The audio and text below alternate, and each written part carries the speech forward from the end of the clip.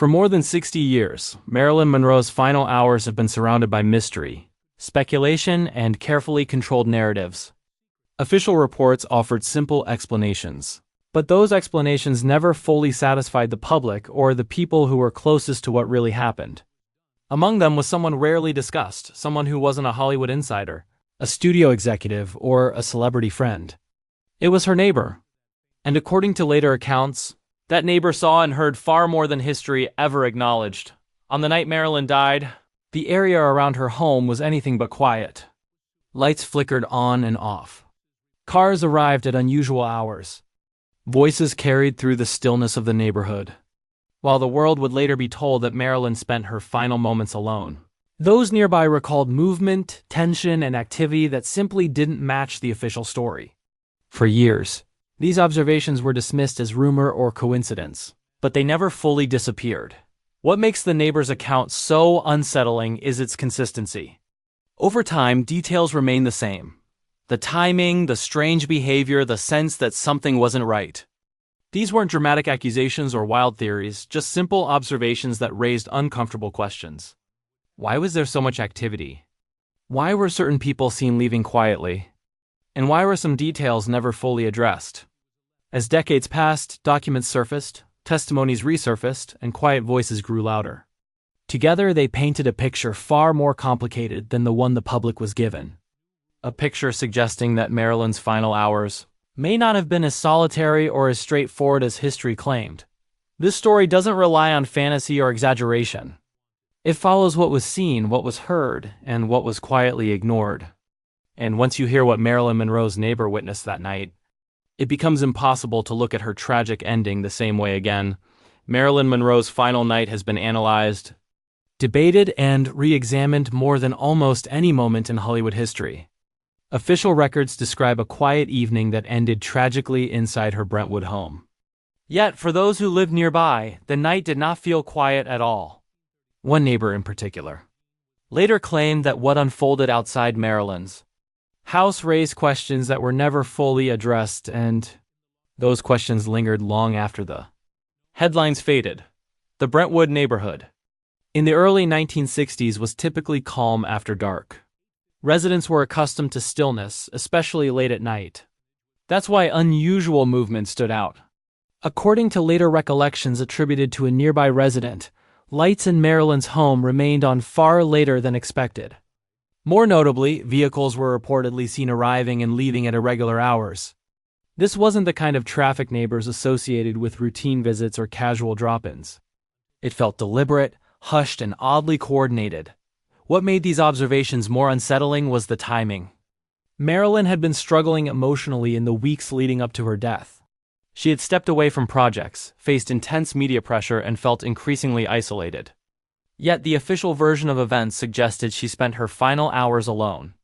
For the neighbor, that explanation never fully aligned with what was seen from nearby windows and driveways.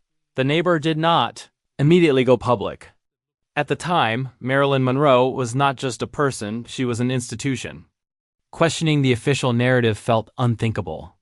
Law enforcement had closed the case quickly, and few wanted to risk being labeled a troublemaker by contradicting it.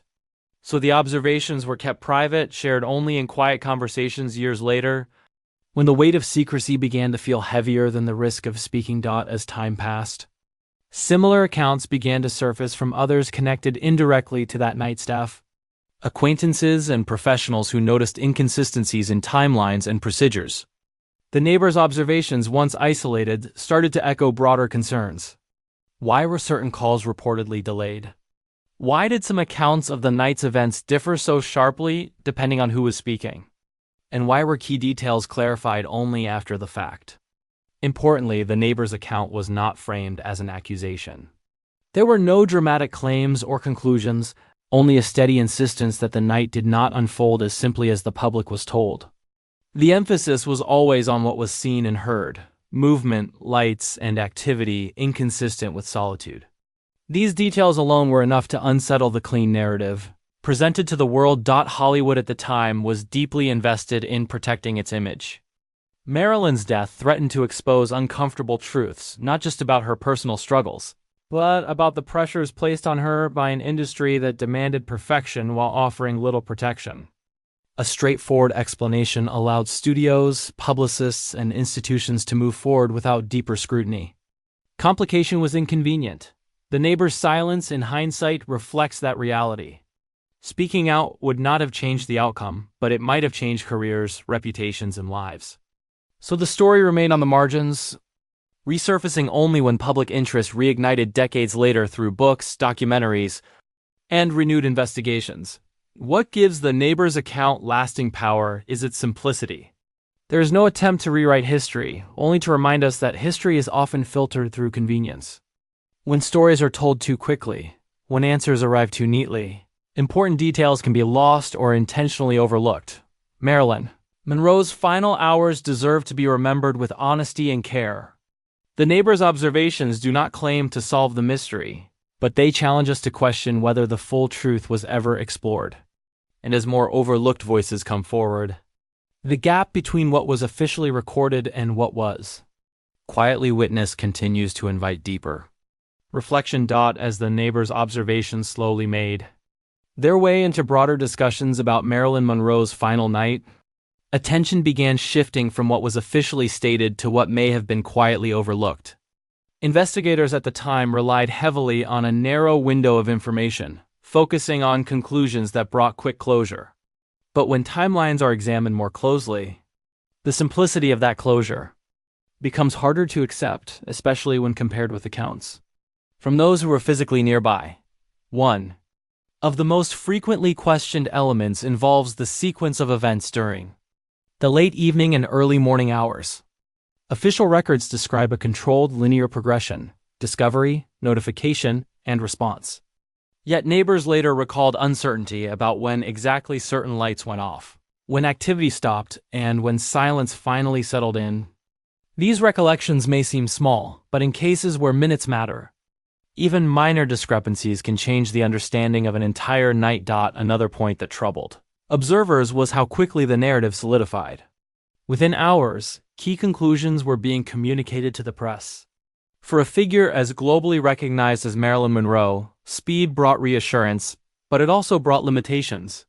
Rapid explanations leave little room for nuance, especially when institutions leave little room for nuance, especially when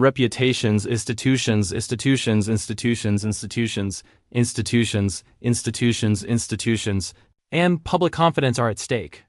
The neighbor sensed that once a version of events took hold, there was no appetite to revisit it.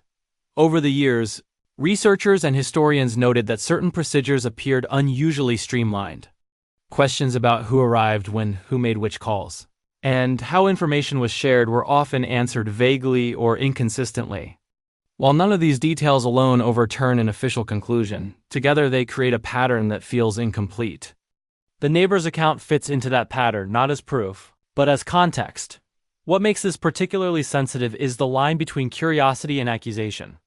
The neighbor never suggested wrongdoing by any specific individual. Instead, the concern centered on process. Were all observations collected? Were all witnesses interviewed with the same level of care? And were uncomfortable details quietly set aside to avoid further turmoil? These are procedural questions, not sensational claims. Yet they are often the hardest to address honestly. Marilyn's life had long been managed through carefully crafted narratives. Her public image was controlled, her struggles softened, her setbacks reframed. In death, it seems that same instinct for control remained. A clear, contained explanation protected not only institutions but also the public from confronting how fragile and overwhelmed she may have truly been. Complexity can feel threatening when it challenges comforting stories. The neighbor's recollections also highlight how easily ordinary voices can be sidelined. Living next door to a global icon did not grant authority. In fact, it may have done the opposite. Observations from outside the inner circle were treated as irrelevant, even though proximity often provides the clearest perspective. This imbalance where status determines credibility shaped how the story was preserved. As decades passed, interest in Marilyn Monroe's final hours never faded. Each resurgence brought renewed examination of overlooked details. The neighbor's account, once dismissed as anecdotal, gained weight simply by surviving unchanged. Consistency over time does not prove truth, but it does suggest sincerity. Memories tend to distort. Repeated alignment suggests careful recollection rather than invention. Importantly, revisiting these questions does not diminish Marilyn's legacy. If anything, it humanizes her. It shifts focus from spectacle. Doubts never fully disappeared. What gave renewed weight to the neighbor's account was how well it aligned with broader inconsistencies uncovered years later. Researchers began comparing statements, timelines, and documented actions from that night, and the gaps became more visible. Certain moments were described differently depending on who was speaking. Some recollections were precise. Others were strangely vague. The neighbor's memories focused on observable facts like movement. Lights and sounds stood apart because they required no interpretation. Only acknowledgement. The neighbor described a sense of urgency in the air that night. It wasn't panic exactly, but tension in atmosphere that suggested decisions were being made quickly and quietly.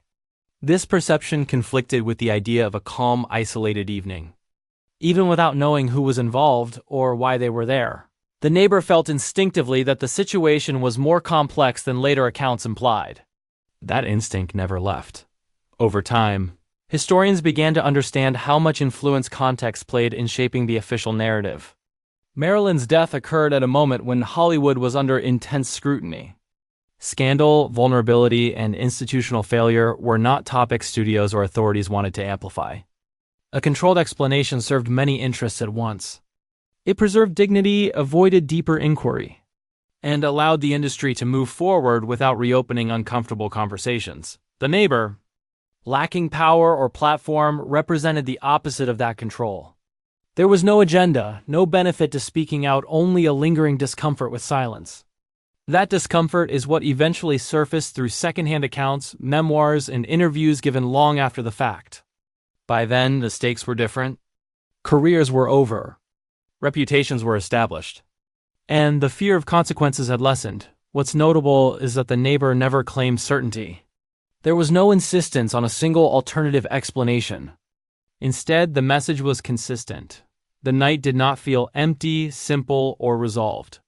That ambiguity is precisely why the account endures.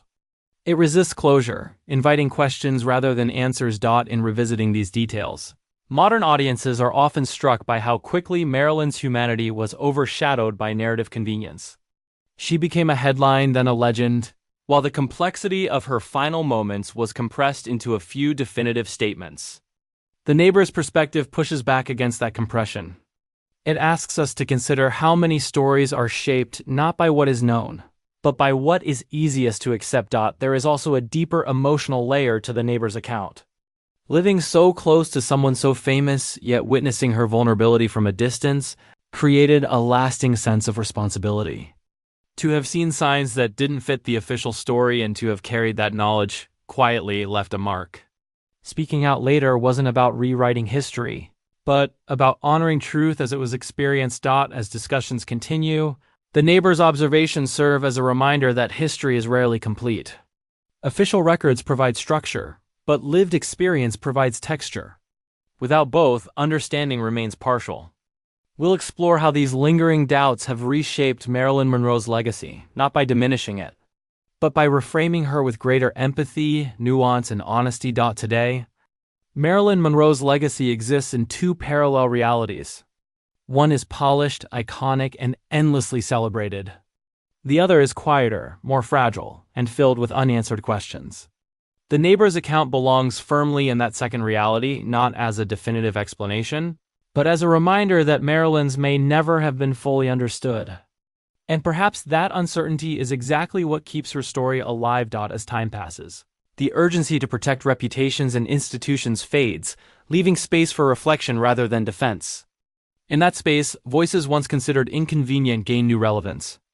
The neighbor's observations, long dismissed as anecdotal, now feel essential to understanding the emotional and human context of Marilyn's last hours. They don't accuse. They complicate. And in doing so, they bring Marilyn closer to us, not as a legend, but as a person navigating immense pressure. What stands out most is how consistently the neighbor described the night. Active, tense, and far from silent. These impressions challenge the image of isolation that has dominated public memory. Even without naming names or assigning blame, the account reshapes how we imagine that evening.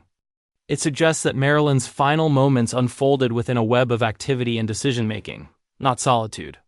That distinction matters, because it reframes tragedy from inevitability to circumstance. Over the years, renewed interest in Marilyn Monroe's life has shifted focus away from spectacle and toward empathy. Scholars, fans, and cultural critics now ask harder questions about how fame, control, and expectation intersected in her life. The neighbor's testimony fits naturally into that reevaluation. It highlights how easily inconvenient truths can be overlooked when they disrupt comforting narratives. Importantly, acknowledging these doubts does not require rejecting official records outright. History is rarely binary. Multiple truths can exist at once: documented conclusions and lived observations, formal statements and personal memories. The neighbor's story reminds us that understanding often lies in the space between them. For many, this perspective has changed how Marilyn is remembered. No longer just the tragic star who faded quietly, she is seen as someone surrounded by forces, both visible and hidden, that shaped her final days. The mystery surrounding her death becomes less about intrigue and more about accountability. Accountability to listen, to question, and to honor complexity rather than simplify it away. The neighbor never sought recognition. In fact, the story survived largely because it was repeated carefully, without embellishment, across decades. That restraint gives it credibility. It reflects a desire not to sensationalize, but to ensure that something felt, something witnessed, was not lost to time. Ultimately, Marilyn Monroe's neighbor didn't claim to know what really happened in the way headlines often promise. What they offered instead was something quieter and more powerful, a refusal to accept easy answers when reality felt more complicated. That refusal keeps the conversation open, and perhaps that is Marilyn's final gift to the world, not a solved mystery, but a reminder that truth is rarely tidy, that humanity resists compression, and that even in death, she challenges us to look closer, listen longer, and question what we think we know.